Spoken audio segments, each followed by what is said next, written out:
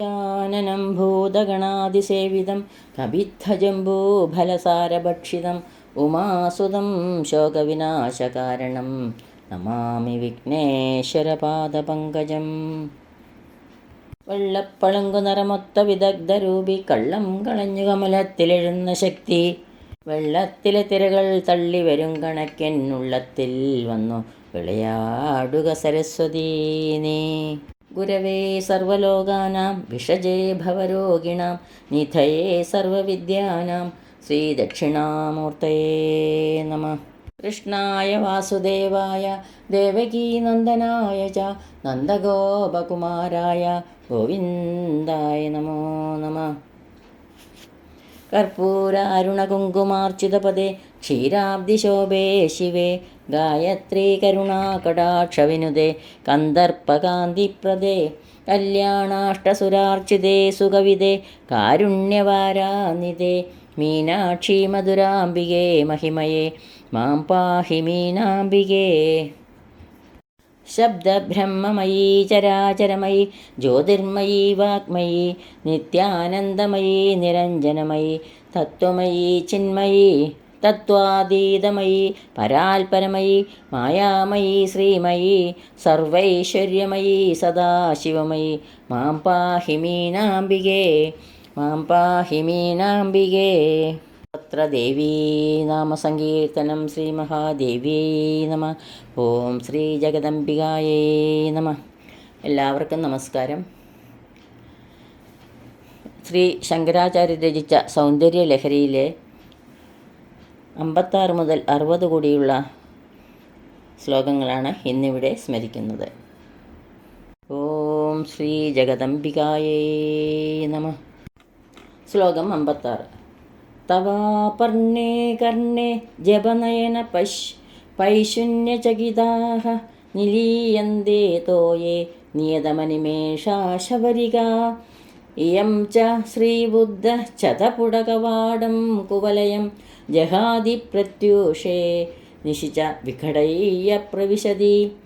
അപർണേ ആരോടും കടപ്പാടില്ലാത്ത ദേവി, കർണേ ജപ ചെവിയിലടക്കം പറച്ചിൽ, നയന പൈശൂന്യചകിത കണ്ണുകളുടെ ഏഷണിയെ ഭയന്നിട്ട്, നിലീയന്തേ തോയെ ജലത്തിനുള്ളിൽ ഒളിച്ചു കിടക്കുന്നത്, നിയത നിശ്ചയം, ശബരിക പെൺമത്സ്യങ്ങൾ, ഇയം ച ഈ കാണപ്പെടുന്നതായ, ബുദ്ധ ചതപുട കവാടം ഇരുൾ മൂടപ്പെട്ടതിനാൽ വാതിലുകൾ അടയ്ക്കപ്പെട്ടതായി തോന്നുന്നത്, കുവലയം ഇന്ദീവരപ്പൂവ്, ജഹാദി ത്യജിക്കുന്നു, പ്രത്യുഷേ പ്രഭാതത്തിൽ, നിശിച്ച രാത്രിയിലാകട്ടെ, വിഘടയ്യ തുറന്നിട്ട്, പ്രവിശതി ഉള്ളിൽ പ്രവേശിക്കുന്നു. അല്ലയോ സൂര്യേന്ദു മണ്ഡലാകാരിണി, നിന്തിരുവടിയുടെ ചെവികൾ വരെ നീണ്ടതായ കണ്ണുകളിൽ പെൺമത്സ്യങ്ങളാകുന്നു.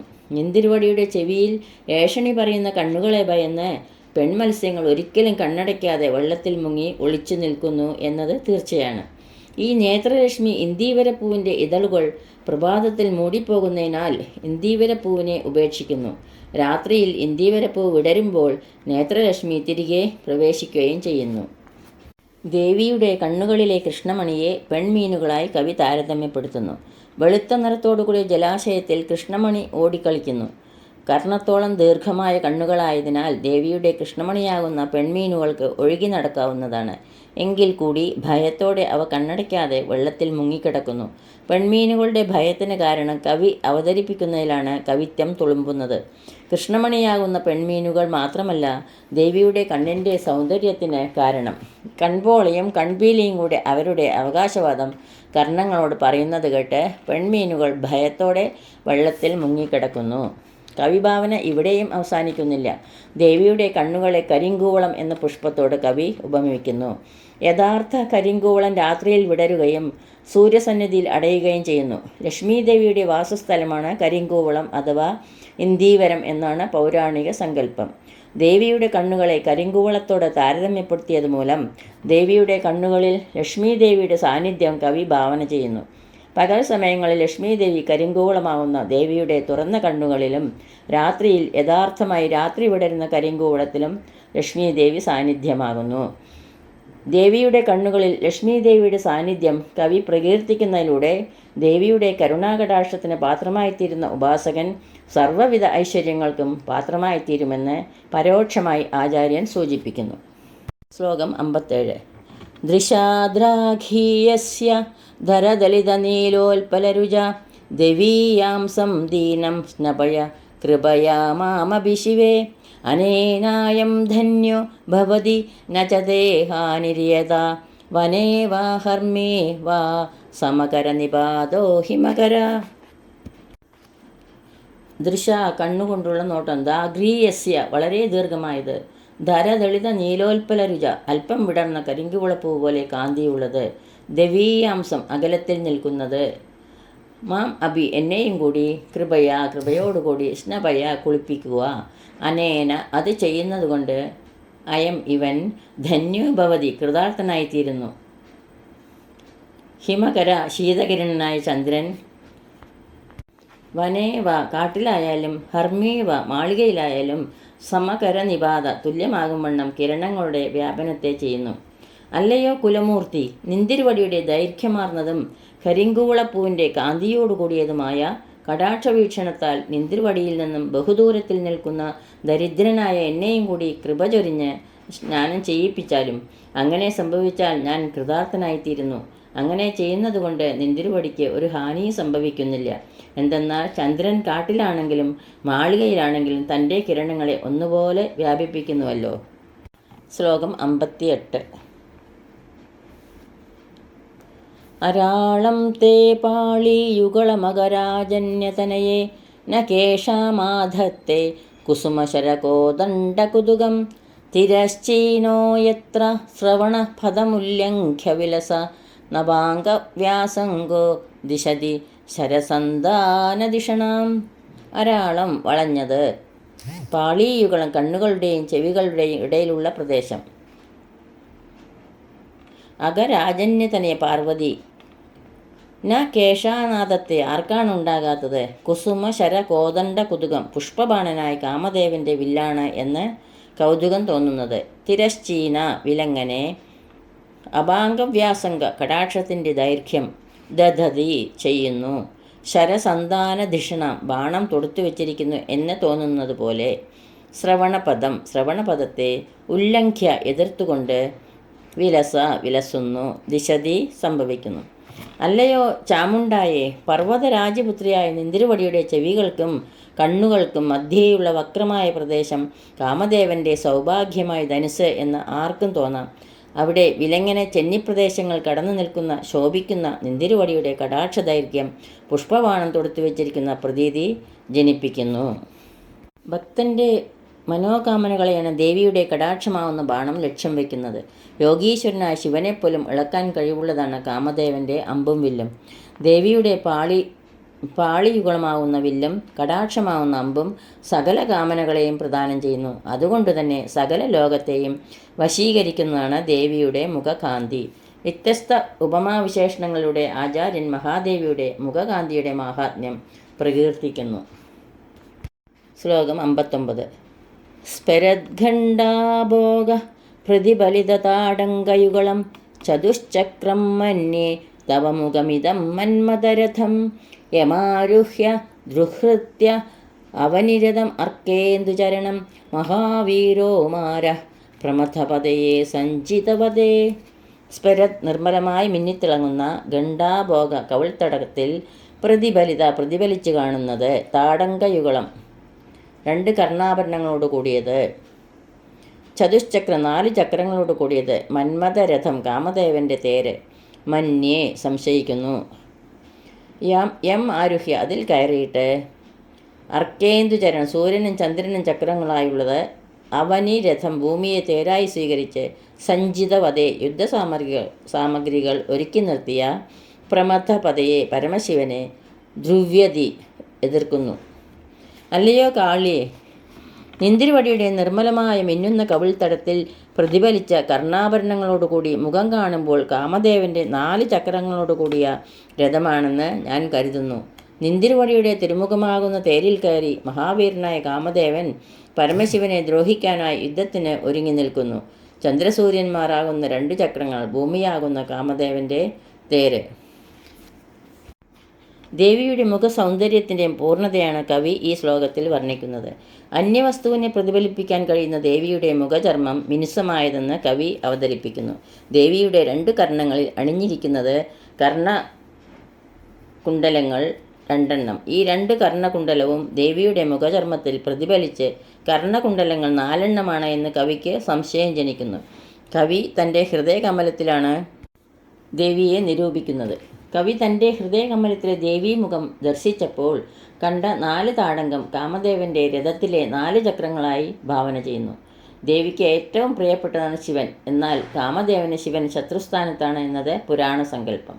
കാമദേവൻ ദേവീമുഖത്തെ രഥമായി സ്വീകരിച്ച് ശിവനെയും ബുദ്ധിമുട്ടിക്കാൻ കഴിയുന്ന വിധം കാമദേവൻ കരുത്തനായി ഭവിച്ചിരിക്കുന്നു. തന്നെ ആശ്രയിക്കുന്നവർക്കൊപ്പമാണ് ദേവീ മഹത്വം എന്ന് ഈ ശ്ലോകം സമർത്ഥിക്കുന്നു. പുരാണപ്രസിദ്ധമായ ത്രിപുരദഹന കഥയിൽ ദേവന്മാർ ശിവന് യുദ്ധസന്നാഹങ്ങൾ ഒരുക്കിക്കൊടുക്കുന്നു. ഭൂമിയെ തേർത്തറയാക്കിയും സൂര്യചന്ദ്രന്മാരെ തേരിൻ്റെ ചക്രമാക്കിയും വേദങ്ങളെ കുതിരകളാക്കിയും മഹാമേരുവിനെ വില്ലാക്കിയും വാസുകിയെ ഞാണാക്കിയും നാരായണനെ അസ്ത്രമാക്കിയും ബ്രഹ്മാവിനെ തേരാളിയാക്കുകയും ചെയ്തു. ഇപ്രകാരം സന്നാഹമുള്ള ശിവനെ ദ്രോഹിക്കാൻ കാമദേവൻ ദേവിയുടെ 4 താടങ്കങ്ങളെ തൻ്റെ തേരിൻ്റെ ചക്രങ്ങളാക്കി. ദേവിയുടെ മുഖകാന്തിയിൽ അന്തർലീനമായി കാമദേവൻ ശിവനെതിരെ തേർ നയിച്ചു. പതിയേക്കാളും പ്രസക്തി ഭക്തർക്ക് നൽകുന്നതാണ് ദേവീ മഹത്വം. ദേവീ മുഖ ധ്യാനത്തിലൂടെ പ്രാപ്തമാക്കാൻ കഴിയുന്ന സിദ്ധി മഹത്വമാണ് ആചാര്യൻ ഇവിടെ ഈ ശ്ലോകത്തിൽ കൂടി സമർത്ഥിക്കുന്നത്. ശ്ലോകം 60. സരസ്വത്യാ സൂക്തിരമ്യതല സരസ്വത്യാ സൂക്തിരമ്യ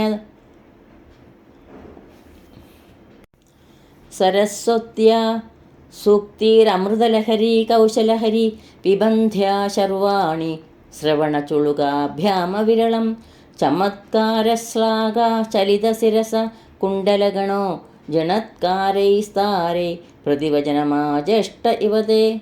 സരസ്വത്യ സരസ്വതീദേവിയുടെ സൂക്തി മധുരമായ ആലാപനങ്ങൾ. അമൃതലഹരി കൗശലഹരി അമൃതിൻ്റെ പ്രവാഹത്തിന് തുല്യമായ കുശലതയെ കൈവരിച്ചത്. ശർവാണി പരമശിവൻ്റെ പത്നി. ചുളുകാഭ്യാം കോട്ടിപ്പിടിച്ച കൈകൾ പോലെ. അവിരളം നിരന്തരം. പിബന്ധ്യ കുടിക്കുക. കുണ്ടലഗണ കുണ്ടലങ്ങൾ. ചമത്കാര ശ്ലാഘാചലിത ശിരസ കേൾവിക്ക് ശേഷം വാക്കുകളിലെ ചമൽക്കാരത്തെ ശ്ലാഘിക്കുന്നതിനായി തലകുലുക്കുന്നത്. താരൈ അത്യുച്ചത്തിൽ പുറപ്പെടുവിക്കുന്ന. ജണത്കാരെ കിലുക്കം കൊണ്ടുള്ള ശബ്ദം. പ്രതിവചനം അനുമോദന വാക്യത്തെ ആജഷ്ട ഇവ ചെയ്യുന്നത് പോലെ കാണപ്പെടുന്നു. അല്ലയോ കുലധർമ്മകാരിണി, സരസ്വതീദേവിയുടെ സുധാപ്രവാഹം പോലുള്ള സുക്തിസുതകളുടെ മാധുര്യാതിശയത്തെ അപഹരിക്കുന്നതിനായി നിന്തിരുവടിയുടെ ചെവികൾ കോട്ടുകൈകൾ എന്ന പോലെ കൂട്ടിച്ചേർത്ത് പിടിച്ചിരിക്കുന്നു. സരസ്വതീദേവിയുടെ മധുരാലാപനങ്ങളെ ചമൽക്കാരത്തെ ശ്ലാഘിപ്പാനായി തലകുലുക്കുമ്പോൾ ഇളകുന്ന കർണാഭരണം അത്യുച്ചമായി കിലുക്കമുണ്ടാക്കുന്നത് കേൾക്കുമ്പോൾ നിന്തിരുവടി അനുമോദന വചനത്തെ പറയുന്നുവോ എന്ന് തോന്നിപ്പോകും. സർവ്വദേവീഭാവങ്ങളും പരാശക്തിയുടെ വ്യത്യസ്തതകളാണ്. സരസ്വതിയും ലക്ഷ്മിയും കാളിയും ഒന്നിൻ്റെ പലവിധത്തിലുള്ള അവസ്ഥകൾ. ഈ വിധം സരസ്വതിയുടെ ഭാവാവസ്ഥയാണ് ആചാര്യൻ ഈ ശ്ലോകത്തിൽ വിവരിക്കുന്നത്. അമൃതിനേക്കാൾ മഹത്വമുള്ളതാണ് മഹാദേവിയെക്കുറിച്ചുള്ള സ്തുതികൾ. ഭക്തൻ്റെ മധുരവചനങ്ങൾക്ക് കാതോർക്കുന്നതാണ് മഹാദേവിയുടെ കർണമഹത്വം. കൈക്കുമ്പോൾ ചേർത്ത് കോട്ടിപ്പിടിച്ച് ദാഹജലം ആവേശത്തോടെ കുടിക്കുന്നത് പോലെ ദേവി തൻ്റെ കർണങ്ങൾ കോട്ടിപ്പിടിച്ച് ഭക്തൻ്റെ സ്തുതികൾ ആവോളം പാനം ചെയ്യുന്നു. അമൃതിൻ്റെ സിദ്ധിഗുണത്തിനെയും അധികരിക്കുന്നതാണ് ദേവിയുടെ സൂക്തികൾ. ഭക്തൻ്റെ ഭക്തിസൂക്തങ്ങളിൽ അഭിമാനിച്ച് ദേവിയുടെ ശിരസ് കുലുങ്ങപ്പെടുന്നു. അങ്ങനെ ദേവി തലകുലുക്കുമ്പോൾ ദേവിയുടെ കർണകുണ്ടലങ്ങൾ കൂട്ടിമുട്ടി ജണത്കാരം പുറപ്പെടുവിക്കുന്നു. ദേവിയുടെ കർണകുണ്ടലങ്ങൾ കൂട്ടിമുട്ടി ഉണ്ടാക്കുന്ന ശബ്ദതാളമാണ് സരസ്വതി എന്ന ദേവീഭാവം. ഭക്തൻ്റെ ഭക്തിയിൽ സാധകനിൽ പ്രകടമാവുന്ന സിദ്ധിഗുണമാണ് സരസ്വത്യസിദ്ധി അഥവാ വാഗ്ദേവത. അമൃതിൻ്റെ ഗുണത്തെയും മറികടക്കാൻ കഴിയുന്ന കൗശലമാണ് വാഗ്സിദ്ധി എന്ന സരസ്വതി ദേവീഭാവം. ശിവൻ തൻ്റെ ഡമരുവിലൂടെ അക്ഷരപ്രപഞ്ചം നിലനിർത്തുന്നെങ്കിൽ ശക്തിദേവത കർണാഭരണങ്ങളുടെ ശബ്ദപ്രപഞ്ചം നിലനിർത്തുന്നു. മഹാദേവിയിലൂടെ സാധ്യമാകുന്ന കലാദേവതയുടെ ഭാവസാന്നിധ്യം ആചാര്യൻ വർണ്ണിക്കുന്നു. ഭക്തൻ്റെ ഭക്തിയാണ് ദേവിയുടെ സരസ്വതീഭാവത്തിന് കാരണമായത്. ഭക്തൻ്റെ നിഷ്ഠയിൽ ഉറച്ച മനോധർമ്മമാണ് ലക്ഷ്മിയും കാളിയും സരസ്വതിയും. ഇവ തന്നെയാണ് ഭക്തനിൽ പ്രകടമാവുന്ന സിദ്ധി ഗുണങ്ങൾ. സാധകർക്കായുള്ള സാധനാരഹസ്യം ഇതിൽ ഒളിഞ്ഞു കിടക്കുന്നു. ഇതോടുകൂടി 60-ാം ശ്ലോകം ഇവിടെ പൂർണ്ണമാവുന്നു. സർവത്ര ദേവീ നാമസങ്കീർത്തനം. ശ്രീ മഹാദേവ്യൈ നമഃ. ഓം ശ്രീ ജഗദംബികായൈ നമഃ. യദക്ഷരപദഭ്രഷ്ടം മാത്രാഹീനം ത്വയേദ്ഭവേത് തത്സർവം ക്ഷമ്യതാം ദേവി നാരായണി നമോസ്തുതേ. കായേന വാചാ മനസേന്ദ്രിയൈർവാ ബുദ്ധ്യാത്മനാ വാ പ്രകൃതേ സ്വഭാവാത് കരോമി യദ്യത് സകലം പരസ്മൈ നാരായണായേതി സമർപ്പയാമി. സർവം നാരായണായേതി സമർപ്പയാമി. സ്വസ്തി പ്രജാഭ്യ പരിപാലയന്താം ന്യായേണ മാർഗേണ മഹീം മഹീശ. ഗോബ്രാഹ്മണേഭ്യഃ ശുഭമസ്തു നിത്യം. ലോകാ സമസ്താ സുഖിനോ ഭവന്തു. ലോകാ സമസ്താ സുഖിനോ ഭവന്തു. എല്ലാവർക്കും ശാന്തിയും സമാധാനവും ആ ജഗദംബികയുടെ കൃപാകടാക്ഷവും എന്നെന്നും ഉണ്ടാകട്ടെ എന്ന് പ്രാർത്ഥിക്കുന്നു.